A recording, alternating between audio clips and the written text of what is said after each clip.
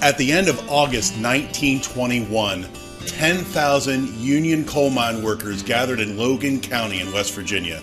This was part of the Coal Wars, and it was known as the Battle of Blair Mountain. Now, while the Battle of Blair Mountain may define our West Virginia culture as much or more than our statehood in 1863, our culture did not stop developing there.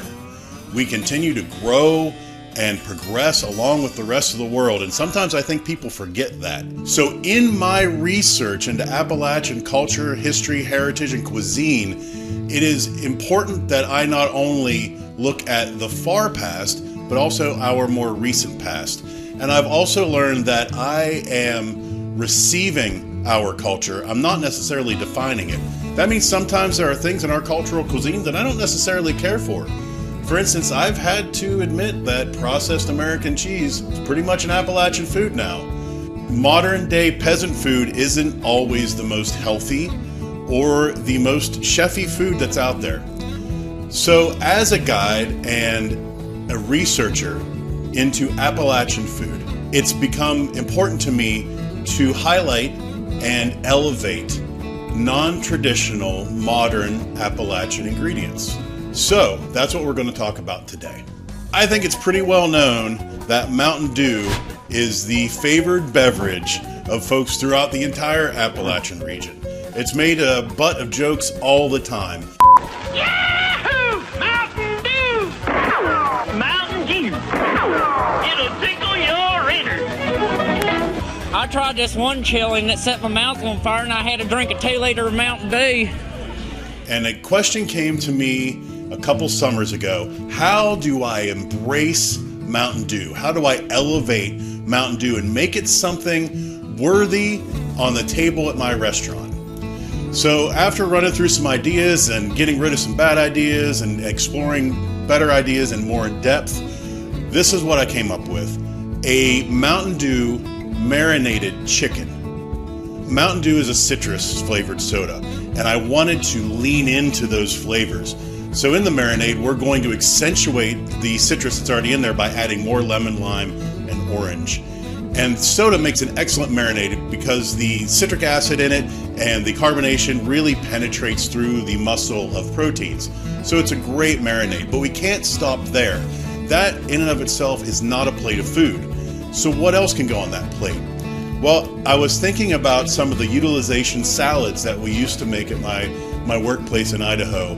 And we would just basically take anything laying around, some sort of a starch, add some vegetables to it, and make a very basic vinaigrette or some sort of a dressing to go with it. And you're familiar with this. Think about potato salad, macaroni salad, 3-bean salad. But we can do that with quinoa, with farro, with anything that you have laying around the kitchen that needs to be used up. So using that methodology, I thought barley. Barley is one of the quintessential Appalachian grains. So let's use barley, make a barley salad, and to ramp up the summer nature of that, I'm going to put strawberries in there. I want the crunch from some celery and cucumber, and then just a very basic vinaigrette with some apple cider vinegar. To complement that, I thought it would be great to do coleslaw. I mean, I just love coleslaw in the summer. I think it's a fantastic addition to any dish, but we're trying to elevate things here. And since we're already starting with a very basic ingredient like the Mountain Dew that we're highlighting, I wanted to find a way to add value or upscale coleslaw a little bit. So I thought, hey, let's do Brussels sprouts. They're basically tiny cabbage anyway, so we're gonna make a Brussels sprout slaw to go on the plate with our Mountain Dew chicken. All right, let's get into it. This is how you make the Just Do It chicken at Vagabond Kitchen in the heart of beautiful downtown Wheeling, West Virginia. To make about 8 chicken breasts, we're going to start off with 1/4 cup of soy sauce, 1/2 cup of olive oil, 9 ounces or a little bit more than a cup of Mountain Dew, 1 lemon, 1 lime, and 1 orange. We're going to use the zest and the juice from each of those. 2 teaspoons of garlic powder, 2 teaspoons of salt, 2 teaspoons of prepared horseradish, and 1 teaspoon of white pepper. Now, white pepper and black pepper are pretty much the same thing when it comes down to a flavor standpoint. So if all you have on hand is black pepper, go right ahead. Mix all those ingredients, whisk them together. Next, we're going to cut the chicken laterally in half. Now, the reason for that is twofold. First, we want to cook the chicken all the way through without drying it out. And with a thicker piece of chicken, it's harder to do that. Secondly, because this is such a sugary marinade, it will burn and scorch in a pan or on the grill if you apply too much heat. We want to use like a medium-high heat so that we can cook it a little more slowly and develop a nice toasty crust to it instead of burning it at a higher heat. Once the chicken's in your marinade, you're going to want to go ahead and put that in the refrigerator for 3 to 4 hours and let it do its thing. And while it's in the refrigerator, you can go ahead and make your strawberry barley salad. 1 cup of uncooked barley is going to yield about 3 cups of cooked barley, which is what you'll need for this recipe. You also need 4 celery ribs, half of a cucumber, 4.5 cups of diced strawberry, 3/4 cup apple cider vinegar, about 1/4 cup of lemon juice, and salt and pepper to taste. Follow the cooking instructions on your package of barley, and while that's working, go ahead and dice up your celery stalks, cucumber, strawberries, and get everything mixed together. Once your barley is cooked to tender, drain off any excess liquid, then throw everything together and let all those beautiful flavors come together.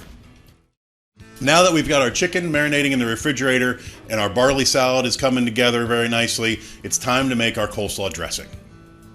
1 cup of mayonnaise, 1/4 cup of rice vinegar, 1/4 cup of white sugar, 1 teaspoon of celery seed, and salt and pepper to taste. Now let's go ahead and process our Brussels sprouts. I'm going to knock the root stems off of these guys, and then any extraneous leaves go ahead and toss into the dressing. Now I'm going to process all the Brussels sprouts through the mandolin, but if you don't have one, just cut them in half or in quarters and that'll work too. Put everything together and give it a good toss. So we've got our chicken marinating in the refrigerator, we've got our barley salad whacked together, and we've got our Brussels slaw put together. All of those flavors are coming together in each component of this dish. This is what's called passive cooking time. You don't have to do anything. 4 hours later. After your chicken has been marinating for about 4 hours, now it's time to rock and roll.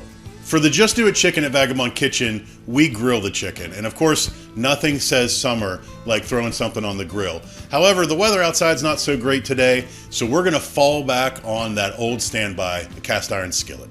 All right, now we're gonna put 2 tablespoons of fat into our skillet. Now, you can use whatever you would like, but you guys know me, I love to cook with bacon grease, and I always save it when I make bacon. So we're gonna get that nice and hot until it's just about smoking. Using a pair of tongs, pull your chicken breast out of the marinade and lay it into the pan away from you. We're gonna cook it 3 to 4 minutes on one side, but be careful that your heat isn't too high and you scorch it. Now, after a few minutes, go ahead and flip your chicken, give it a couple more minutes, and then start testing it for doneness. Now, with a piece of protein this thin, it's really hard to use a thermometer to get an accurate temperature.